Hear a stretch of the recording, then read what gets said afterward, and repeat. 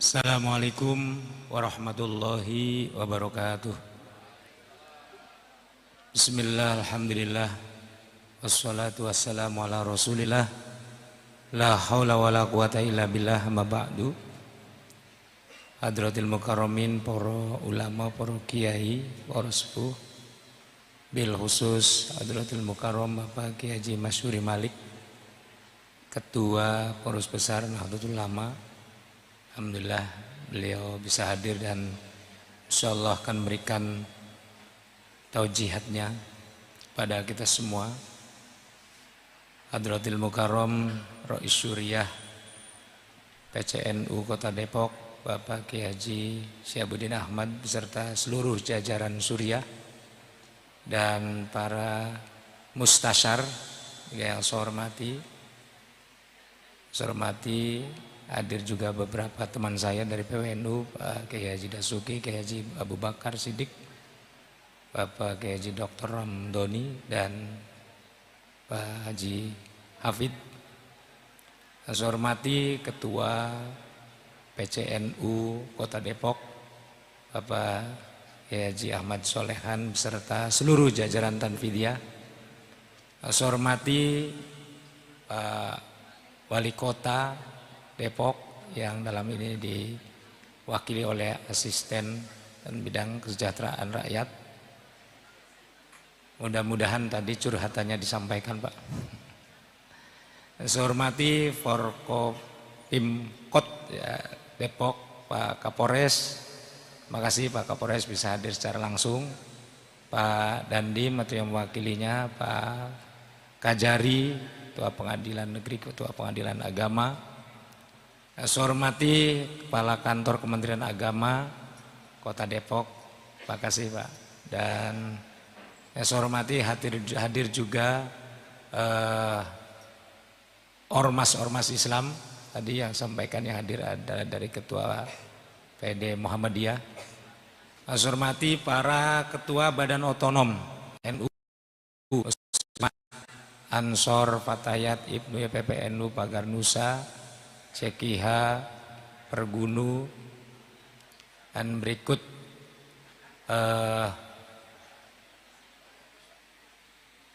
ya Pagar Nusa dan bansernya yang selalu mendampingi dan mengawal para kiai.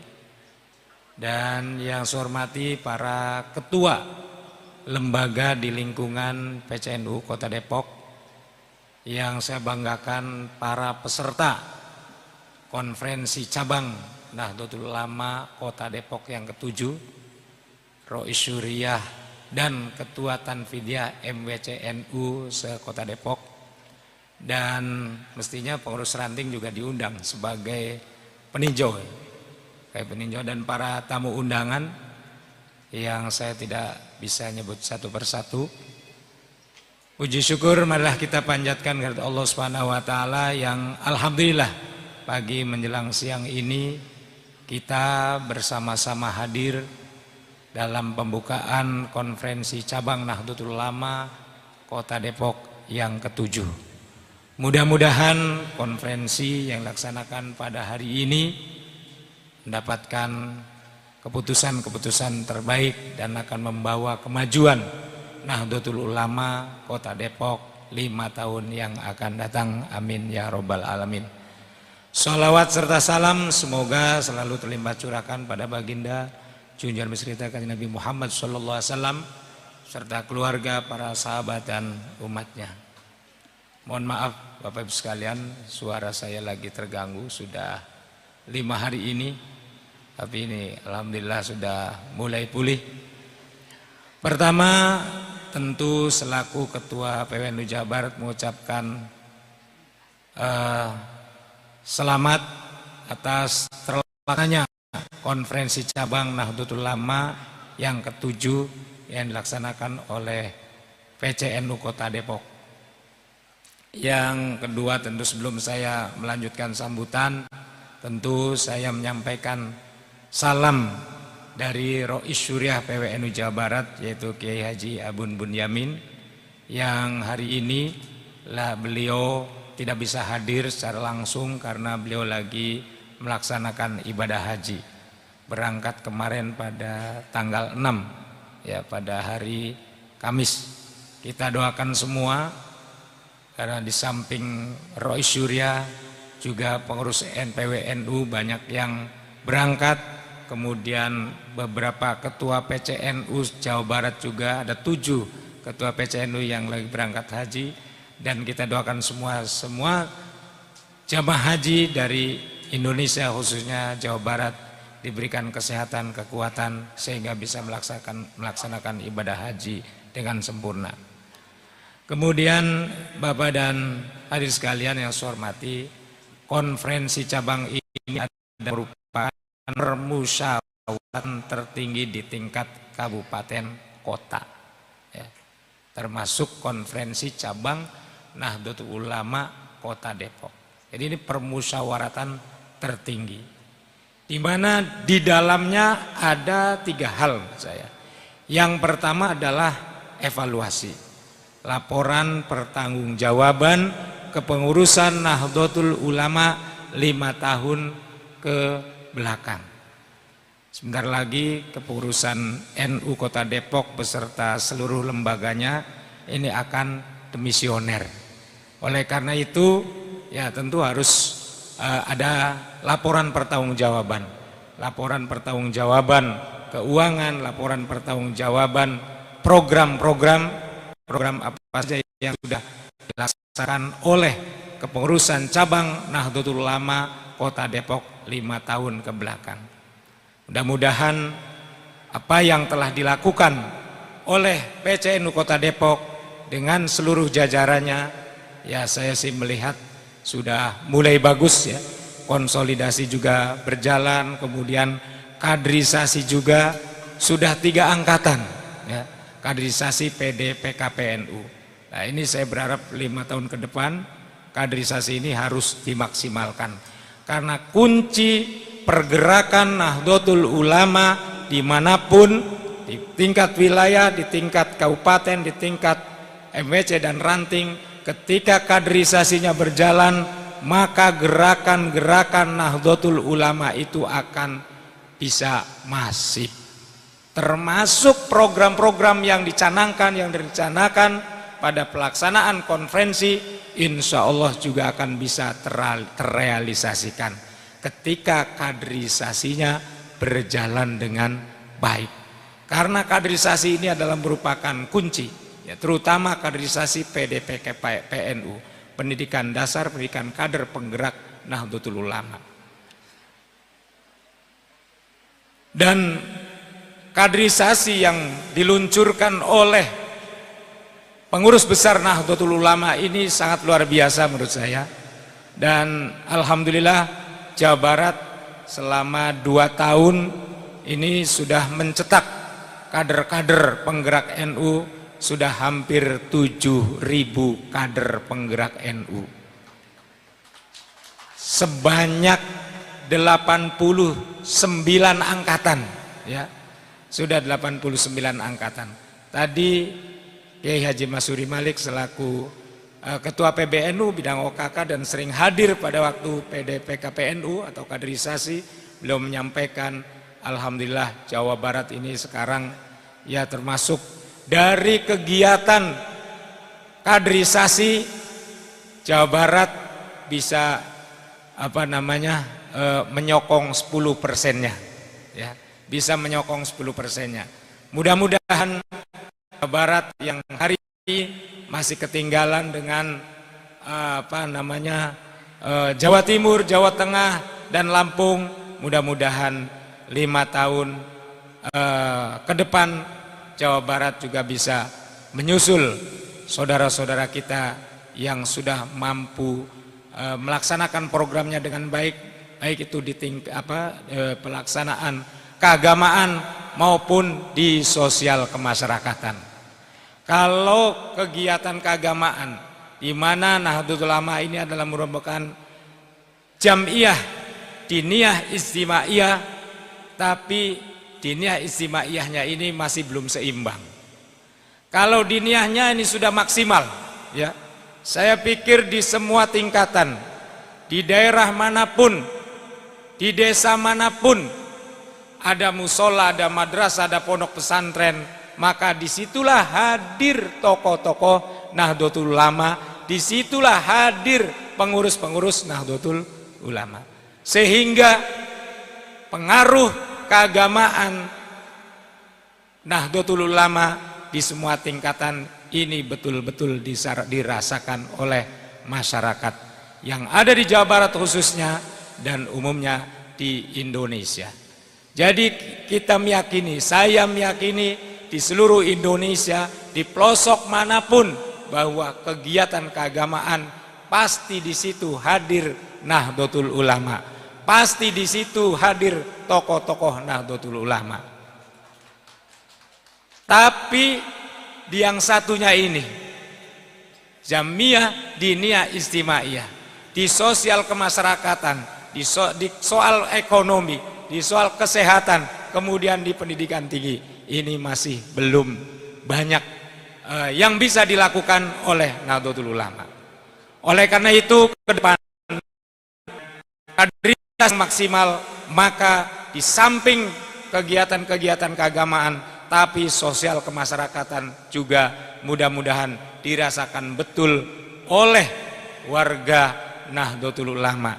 Kehadiran Nahdlatul Ulama di sosial kemasyarakatan ini betul-betul sangat dirasakan manfaatnya.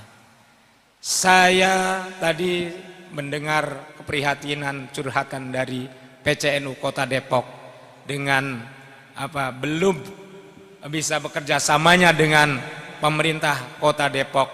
Ya, saya pikir ini harus dikasih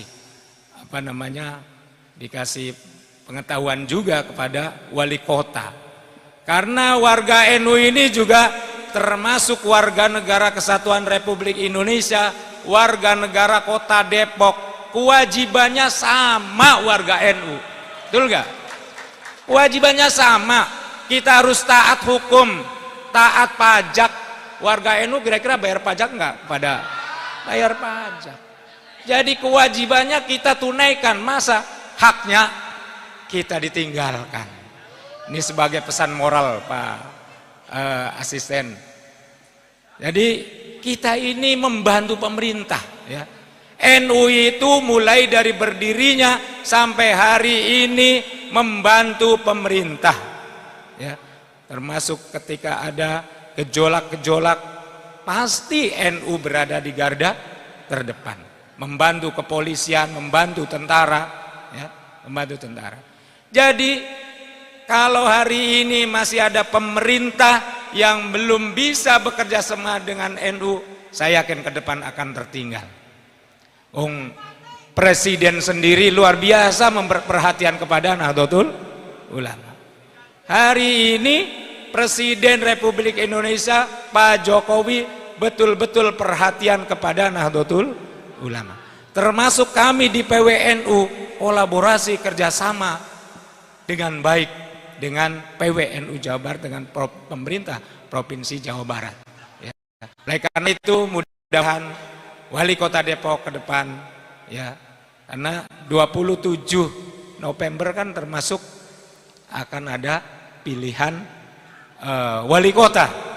Jadi ya, maka warga NU juga harus cerdas bagaimana kita memposisikan pada waktu pemilihan wali kota ya.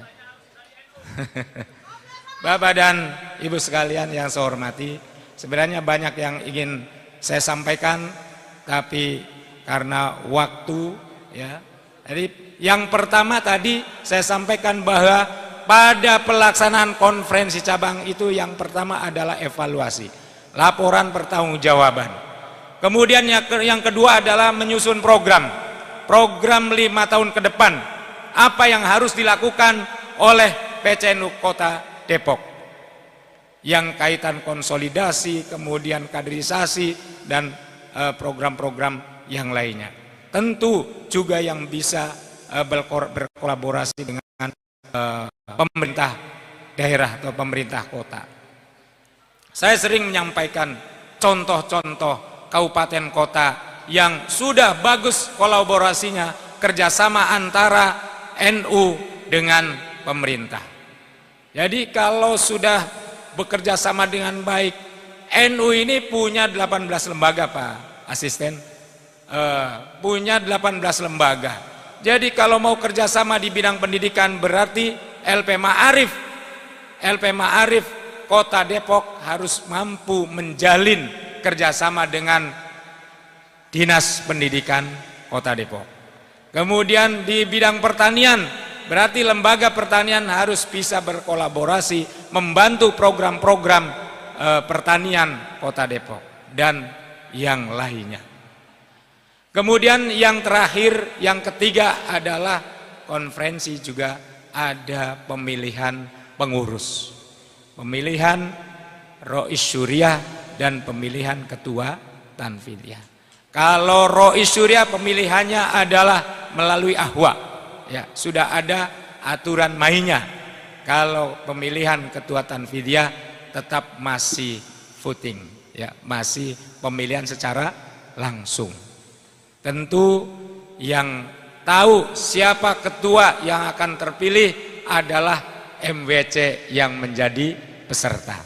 Intinya kami dari PWNU harus tetap berpedoman kepada qaidah al-muhafadzah alal qadimis sholeh wal akhdu bil jadidil aslah. Monggo diartikan sendiri oleh peserta konferensi cabang Nahdlatul Ulama yang ke-7 PCNU Kota Depok. Biasanya kalau konferensi itu rameh pada pilihan, ya. Rameh pada, mudah-mudahan tidak ramai pada pilihannya saja, tapi nanti pelaksanaannya ketika sudah terpilih juga ramai pelaksanaan programnya. Kemudian pesan saya yang terakhir Bapak dan Ibu sekalian, bahwa NU jangan dijadikan seperti tenda yang bisa disewa ke sana kemari, ya. Disewa ke sana kemari, lama-lama pada bocor tendanya. Kalau bocor nanti penghuninya tidak betah pada pergi. Yang kedua, jangan jadikan NU seperti taksi yang bisa disewa dan kemanapun berhentinya sesuai yang membayar. Ya. Jangan dijadikan seperti taksi sewaan. Mau di mana berhentinya tentu sesuai pesanan. Tapi jadikan NU seperti gerbong kereta api. Setarnya jelas dan gerbongnya juga besar. Siap menerima penumpang dari mana saja. Dan finishnya juga stasiunnya jelas. Inilah Nahdlatul Ulama. Ketika Nahdlatul Ulama dijadikan seperti gerbong kereta api, maka Allah Nahdlatul Ulama akan menjadi organisasi yang maju, organisasi yang terus berkembang. Dan kenyataannya Nahdlatul Ulama hari ini tidak hanya besar, tapi juga terus membesar, ya, terus membesar. Ini berkah daripada perjuangan, keikhlasan dari para muassis Jamiah Nahdlatul Ulama. Kurang lebihnya mohon maaf. Saya akhiri, wallahul muwaffiq ila aqwamit thoriq. Wassalamualaikum warahmatullahi wabarakatuh.